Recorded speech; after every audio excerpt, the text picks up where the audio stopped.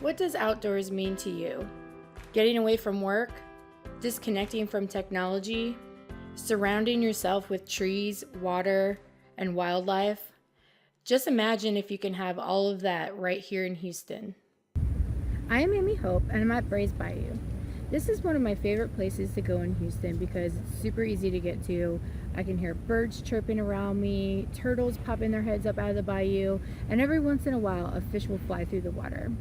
So for me, I'm just being surrounded by nature. Sure, every once in a while I hear a train or a plane or even a landscaper in the background, but I still feel a huge sense of peace and just being surrounded by nature when I'm here, so I enjoy it. I love being outdoors. I always have, but it hasn't always been easy for me to get outdoors.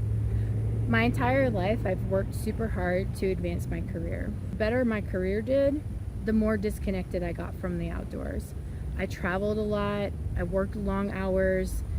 If I did by chance have a night that was free, I didn't want to spend that energy planning something, or all of my friends already had something to go do. So I fell into this cycle. Wake up, go to work, come home, eat, go to bed, just to wake up and do it all over again.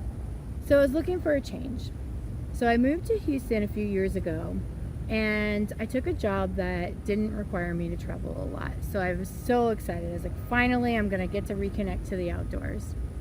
But it didn't happen as fast as I thought it might have, because now I was in a new city and I didn't know anything to do outdoors in Houston. Is there actually hiking in Houston? I've said that many times that there's no hiking here. And so I fell into another cycle. Happy hour with coworkers. Now, don't get me wrong, we had a lot of fun.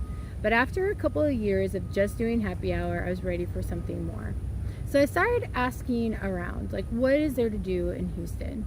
Of course, the first thing that I was told was a 3-mile loop at Memorial Park.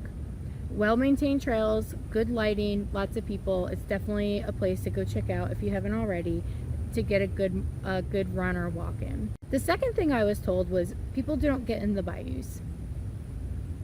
For me, I used to be a whitewater rafting guide, so I'm kind of a river rat. If there's water around, I want to get in it. So it was really hard for me to understand why people weren't getting into the bayous. Some people would say, there's alligators in the bayou, so you don't want to get in there. For me, that just meant I needed to get in with my kayak. So I go around, I'll kayak the Buffalo Bayou, Armand Bayou, pretty much any body of water, I will get in and I will kayak it. Armand Bayou and Brays Bayou are the best places to see alligators.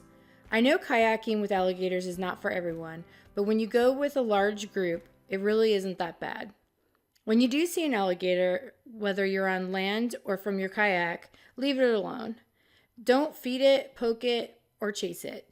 Yes, I have seen people do all three of these. Just keep your distance and keep moving along. I think another reason people don't like to get into the bayou is because of litter. Even today, in my favorite spot, you can see a lot of litter in the bayou. It's hard to de-stress and get away if the places we can get to quickly are trashed. So it got me thinking. A lot of organizations have been working really hard to clean up and promote natural habitats in and around Houston. The Buffalo Bayou Partnership has done tremendous work along the Buffalo Bayou and Memorial Park. Together with Trees for Houston, we have helped plant trees in parks around Houston to help recover from the 2011 drought that killed so many of them. The Galveston Bay Foundation has many ways to help out too. One is an abandoned crab trap removal. We were one of 10 boats on the bay removing abandoned crab traps. Galveston Bay Foundation had record attendance last year with 85 volunteers removing 268 traps from the bay. If you want to join the Houston community to help with conservation, I've put together a list of ways that you can participate. Click the button below and you can download a PDF that will show you where to go in Houston to help your community. Even if you don't join a group, there are still ways you can help with conservation around Houston. There's a concept called Leave No Trace, and I've attached another document below for you to download.